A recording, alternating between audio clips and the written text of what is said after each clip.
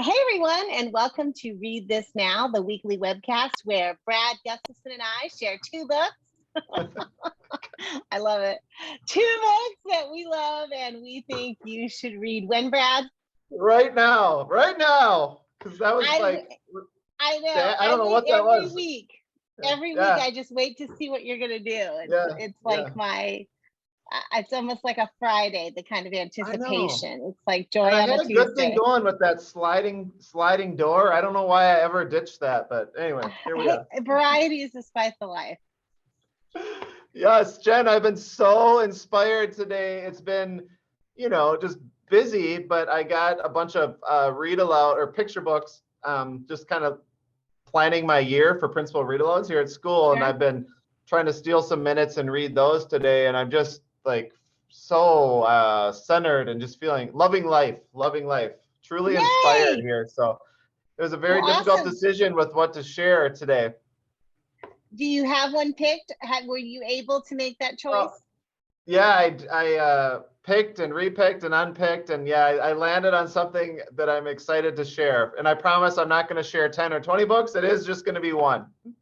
Okay, well, I'm anxious to hear what it is. So lay it on us.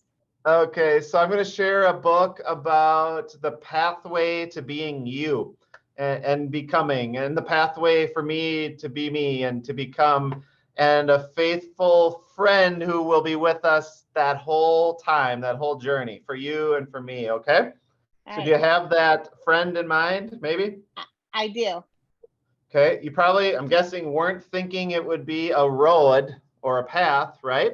But that's Yes. what this story by Cleo Wade is all about. It is called The Road. Sorry, it is not called The Road. It's called What the Road Said. And I do want to read just like 2 pages, the beginning and then a page in the middle that I'm in love with. So, have you ever wanted to go in a different direction? Have you ever wondered if there was something more, something out there, something just different? I did too. Then one day I was walking my usual way home when, out of nowhere, for no reason at all, almost as if it were magic, a road appeared. I could not believe my eyes, so I walked over to it and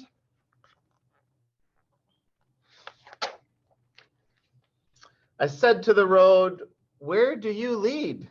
The road said, "Be a leader and find out." Okay, and that's the entry, that's the invitation into the story. I'm going to fast forward a teeny tiny bit to one of my favorite pages, although I think I love them all. And it's this conversation this main character is having with the road, just like you would with a friend when you're excited and when you're learning and when you're growing and also when you're scared and when you're tumbling and discovering. Sure. So one of the pages says, "What if I go the wrong way?" I'm getting used to my camera. Sorry, Jen. That's what, okay. That's all right. what if I go the wrong way? And the road curved a little, almost as if it was giving a hug, and said, "Do not worry. Sometimes we go the wrong way on our way to the right way. Sometimes we go the wrong way on our way to the right way." As I'm reading this, I'm interacting, I'm connecting on the path to becoming me and growing and thinking about the school year, thinking about life. And I love just even like the curve. It wasn't just the hug thing that I liked, the Yeah. personification, but I also liked how it just reminded me of in uncertain times, it is kind of like the road is curving and we can't see around corners. So that was just a teeny, like if I were journaling and adding language that I loved, or that would definitely be one that I would write down and want to come back to and revisit. So of course, I don't always do this, but it just comes to me, Jen. I was just thinking about how this connects to educators and other people I care about, and just such a good story. Kids will love it just for what it is and the meaning they make. But I think older readers and educators might find other reasons that they love it and that they want to share it as well. So if Yeah. you are reading aloud to classes and people that you love, like I do during the course of the year, I think this one should probably be added to your list. It's What the Road Said by Cleo Wade, illustrated beautifully, by the way, by Lucie de Moyencourt. I love it. You know, the other thing I think that's powerful about that book right now, like it just feels like in this moment, a lot of our dialogue, our conversation, both amongst each other and, sort of in the news and that surrounds kids, even if kids aren't directly front facing engaged with those conversations, they hear and absorb the energy from the adults in their lives, and so a lot of those conversations make it feel as though the consequences of a poor choice are really dire, and that can be true, but that's not true for every choice, and that can make it can cause paralysis both for adults and for kids, in the sense that we are so fearful of making the wrong choice we don't make any choices at all. We become stagnant. And so I love the message of, life is a journey. We can look back and see how a different choice might have led to different outcomes, but in the grand scheme of things, that idea of sometimes you go the wrong way to get to the right way is important, I think. And right now, it's timely right now, I feel like. Yeah, and I think this one strikes me as a book that will be timely always, because the ending, which I don't need to give away, but I'll just say it's very authentic and hope-filled. It makes you feel like you're friends with the road. And you just want the advice and the commentary that the road shares, the whole book, but also at the end, just you want to carry it with you and remind yourself and go back to it. So I could see a lot of teachers reading this and principals early in the year, but also maybe even on the last day of school or through milestones with their families, whatever the case may be. I love it. There's also the English teacher heart in me. There's a number of examples in literature, really across time, where roads have been used as metaphors in that way, both for young readers and for older readers. And so as an 8th grade English teacher or a high school English teacher, I could see myself reading that picture book with my kids. And maybe if we've read something else in which the road is a metaphor, then talk about why is that a common metaphor? Why does that work in that way so beautifully, so well? So I love that. There's a lot of rich ways.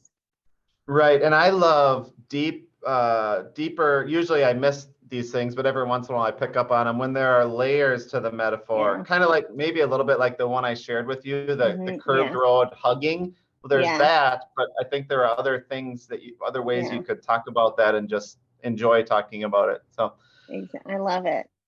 Speaking of English teacher's heart, I think that's what you said. Open up your book-loving heart to us, Jen. I can hardly wait. Drum roll right here for you. I'll even give you a quick extra sliding door. Thank you. I think those turn out backwards on our screen, so I'll do them both ways just in case, just so you know. But anyway, well, I didn't read a picture. I mean, I read some picture books this week, but I didn't choose a picture book to talk about this week. And yet, once again, I feel like our books are somewhat related in that there's definitely, this book has a theme about choices and paths that you can take, and those that feel more frightening than others, those that are harder but maybe have a better, a bigger reward at the end, those kinds of things. The book I wanted to share with you was recommended. I have to give a shout out to my friend Becky Calzada in Texas, who literally bugged me to read this book, text me, have you read it yet? Should I send you a copy? Those kind of things. Can I gift you a copy?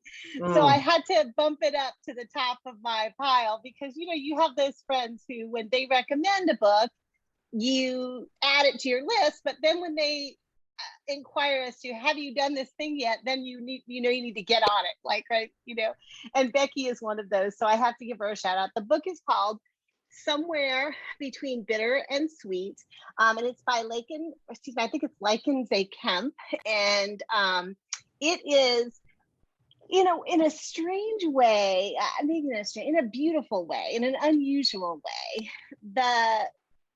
the main character of this story is almost a restaurant, if you can believe that or not. This restaurant, which is kind of the heart and soul of this neighborhood. It's called Nacho's Tacos, and it is owned by a giant of a man, Ignacio Prado, who is not only the the owner of this restaurant, but he is kind of a figurehead in the community because his restaurant isn't just this bustling like hub of activity where delicious, authentic Mexican food is served in Austin, Texas, but also he uses his restaurant to help people in the community who need work, who are maybe being harassed by this local loan shark who tries to take advantage of people. He provides food for the local shelter. He's just really like sort of almost like your unofficial mayor of this neighborhood. And Nachos Tacos is really the central place. People gather there. It's a symbol of hope in this community, this restaurant is, right? So in some ways, like Nachos Tacos is the center of this book, but the book is told from the perspective of two characters who are both connected to Nachos Tacos in very deep ways. The first is Ignacio's daughter. Her name is Pen, for Penelope Prado. She's worked at the restaurant her entire life and she dreams of taking it over. That's what she wants to do. Her parents don't have that same dream for her. They want her to go to nursing school, to go to college. They're very set on her pursuing a different dream than theirs. And so when they find out that she has been lying to them about going to school, going to class, and has instead been doing things like trying to create new recipes for the restaurant, etc., they feel very angry and betrayed. And not only do they fire her from the restaurant and tell her she can no longer work there in the place that she loves so much, but they also tell her that if she has a choice. If she wants to continue living at home, she has to go to school. And if she chooses to not go to school, then she has to move out. Those are her options. They take like sort of a really tough love sort of approach, which feels very out of character for them. And we don't really know why they take such a hardcore approach until later, but we do find out eventually, right? So that's Penelope, like that's Pen's sort of entry. We also know that Pen experiences serious anxiety and depression, which sometimes like threatens to swallow her. And that's one of the things I really loved about this book is the way that Penelope's character really normalizes and creates an authentic conversation around depression and anxiety in a way that is both empowering. We see how Pen is able to deal with her demons, so to speak, but in not a way that's unrealistic or sugarcoats it. I love that part. So that's Pen's story. She's connected to the restaurant in that way. And then the other character, his name is Xander Amaro, and he is a like low entry-level worker at the restaurant. He's just gotten a job there. And he becomes very connected to Nachos Tacos because of his undocumented status. Many of the workers there at Nachos Tacos are undocumented. It's a safe place for them to work and be able to earn money like Xander is doing to both take care of his abuelo and to try to find his father who's been missing for years and years. When the loan shark that I mentioned earlier, who is sort of the foil to all of this goodness in the neighborhood, threatens Nachos Tacos and threatens the sort of chosen family there, Penelope and Xander sort of have to join forces, both to try to save this remarkable place, but in some ways sort of save each other too. So it's this wonderful, full disclosure for somebody who doesn't like kissing in a book, Mr. Gustafson, Dr. Gustafson, this is sort of a romance. So there are some kissy moments, but those are, I think, totally outweighed by this really rich, beautiful story about community, your chosen family and your biological family, and how all of those puzzle pieces can fit together, especially when, despite like sort of their imperfections, someone else comes along to threaten those things. So it's called Somewhere Between Bitter and Sweet, and I recommend that you read it now. Beautifully told. Thank you for sharing.